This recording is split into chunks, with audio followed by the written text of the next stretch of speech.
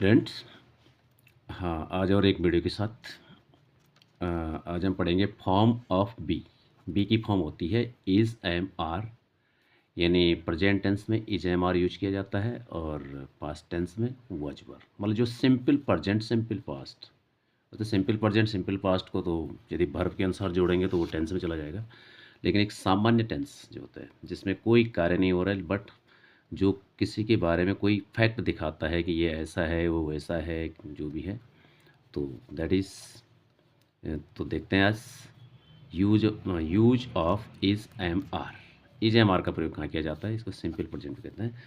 तो चलिए, is am are का प्रयोग, तो इसको मैंने आप एक छोटे से टेबल के अनुसार दिखाया है कि जो नाउन और प्रोनाउन होते हैं, क्योंकि सब्जेक्ट हमेशा नाउन और प्रोनाउन होता है, और प्रोनाउन संज्ञा के स्थानों पर होने वाले को सर्वनाम कहते हैं, प्रोनाउन कहते हैं। तो प्रोनाउन हमेशा होते हैं ही she it I you we they, ये प्रोनाउंस होते हैं यानी नाउन का। तो इसमें चलिए किसके साथ क्या यूज होता है, तो देखिए ही सी इट और सिंगुलर नाउन एक वचन संज्ञा जो भी है, जैसे राम श्याम, किसी मतलब किसी एक पर्सन का नाम, तो उनके साथ हमेशा इज का प्रयोग किया जाता है। आई, उसी में आई भले सिंगुलर होता है लेकिन आई के साथ हमेशा एम का प्रयोग किया जाता है। और यू वी दे और प्लूरल नाउन बहुवचन संज्ञा, उनके साथ आर का प्रयोग किया जाता है। जैसे बच्चे, विद्यार्थी, तो आर का प्रयोग किया जाएगा। ठीक, तो मैं आपको एक उदाहरण से समझा देता हूँ कि सबसे पहले फॉर्मूला कि आप वाक्य कैसे बनाएंगे। It is very simple see video है और इसको कक्षा 3 कक्षा 4-5 से शुरू हो जाता है, तो उनके लिए बहुत ही मस्ट है, और आगे वालों के लिए तो खैर बड़ी क्लास के लिए तो होना ही है। तो सबसे पहले हम यूज करते हैं सब्जेक्ट। अब सब्जेक्ट कौन है, ये ही she it I you we they, या सिंगुलर प्लूरल नाउन। सबसे पहले इसका यूज करेंगे, उसके बाद बी। बी मीन्स बी की फॉर्म। अब बी की फॉर्म मैंने अभी आपको बताया, या तो इज होगा, एम होगा, आर होगा, क्योंकि आज हम इज एम आर का प्रयोग कर रहे हैं। इसके बाद यहाँ पे इज आएगा या एम आएगा, आर आएगा। उसके बाद कॉम्प्लीमेंट यानी पूरक, आप क्या कहने जा रहे हैं उसके लिए तो होगा, क्योंकि 3 ही वर्ड इसमें होते हैं, भले आप वाक्य कितना लंबा बना दें तो चलेगा। तो चलिए सिंपल से वर्ड आज कि अफर्मेटिव सेंटेंस। सबसे पहले जो स्वीकारात्मक वाक्य होते हैं वो कैसे बनाए जाते हैं, तो सबसे पहले ही पे हमने बनाए, सब पे हमने एक एक वाक्य बनाए। ही के साथ इज, अभी आपने देखा ना, ही सी इट और सिंगुलर सा इज। तो ही इज़ माई क्लासमेट, वह मेरा सहपाठी है। She is a good girl, वह एक अच्छी लड़की है। It is my English book, यह मेरी अंग्रेजी की किताब है। और Ram is an honest boy, Ram एक ईमानदार लड़का है। तो यानी he is my classmate, he is my friend, मतलब कुछ भी ही सी, ये जो सब्जेक्ट होंगे इनके साथ इज का प्रयोग होगा। कुछ भी, और कॉम्प्लीमेंट आप कुछ भी रख सकते हैं, आप क्लासमेट बोलो, फ्रेंड्स बोलो, नेबर बोलो, ठीक है। अब जैसे और छोटे बच्चे हैं जिनको यदि पता नहीं है, तो ही मीन्स वह, और ही हमेशा यूज होता है पुलिंग के लिए, मेल के लिए, और सी मीन्स भी वह, ये होता है फीमेल के लिए, स्त्रीलिंग के लिए। और इट मीन्स यहाँ एक छोटे बच्चे के लिए यूज किया जाता है, और न्यूट्रल जेंडर के लिए भी यूज किया जाता है, ठीक। और राम इजैन किसी का, राम श्याम गीता सीता, कुछ भी, सबके साथ इच का प्रयोग किया जाता है। ओके, अब इसके बाद आई एम, आई के साथ am. I am an Indian citizen, मैं भारतीय नागरिक हूँ। I am a good player, I am a teacher, I am a student, you can see anything. Okay, I means मैं। लाइक दिस यू, अभी मैंने बोला यू वी दे, इन सब के साथ आर का प्रयोग। You are my friends, you are my neighbours, you are good boys, कुछ भी कह सकते हैं। We are Indian citizen, they are sorry HON भूल गया इसमें, HONEST, ऑनेस्ट बॉयज़, वे ईमानदार लड़के हैं। Students are in their classes, विद्यार्थी अपनी कक्षाओं में हैं, यानी this student is plural, are, boys are, students are, girls are, you can say anything. Okay, ठीक।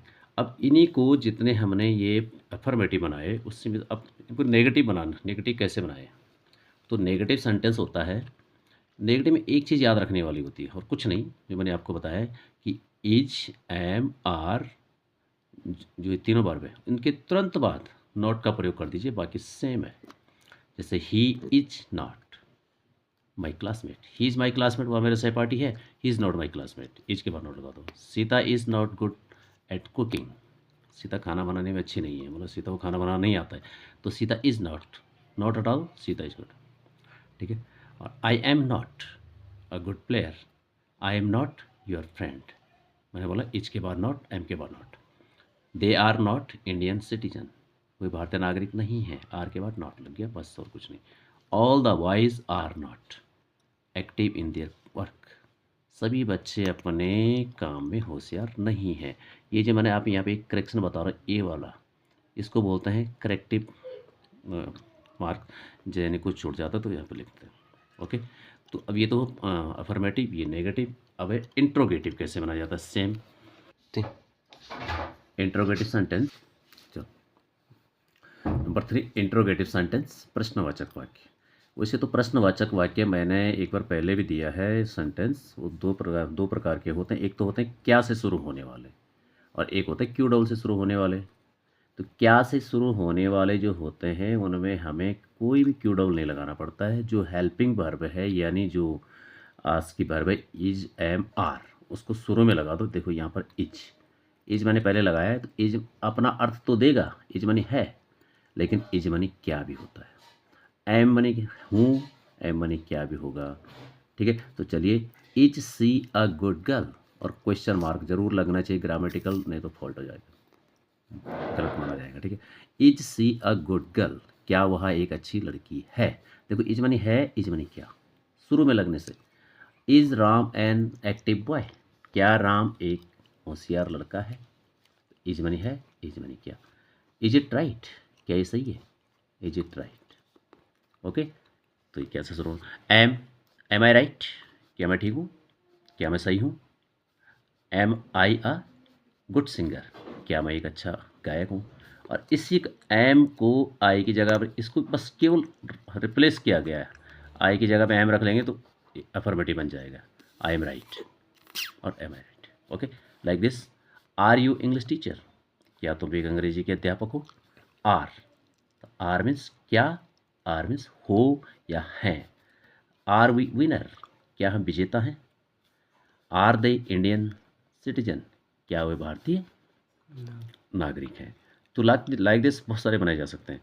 ठीक, तो ये तो रहा इंट्रोगेटिव सेंटेंस। अब मैंने कमेंट करने की कि एक वाक्य के 3 वाक्य कैसे बनाए। जैसे ये है सीधे सा कि she is an obedient girl, वहाँ एक बुद्धिमान लड़की है। इसी को नेगेटिव बनाओ, सी इज़ नॉट, केवल नॉट जोड़ा, बाकी सब वही है। She is not an obedient girl, और फिर इसमें रिप्लेस कर दिया, इसकी जगह ये, इसकी जगह ये, यानी यहाँ पर आ गए इज, इधर आ गया ये इधर। Is she an obedient girl, क्या वह एक ओबिडेंट आज्ञाकारी, क्या वह एक आज्ञाकारी लड़की है। ठीक, like this, I am an Indian citizen, मैं एक भारतीय नागरिक हूँ। I am not an Indian citizen, मैं एक भारतीय नागरिक नहीं हूँ। एम आई, एम पहले आ गया, अभी मैंने बताया replace. Am I an Indian citizen, क्या मैं एक भारतीय नागरिक हूँ।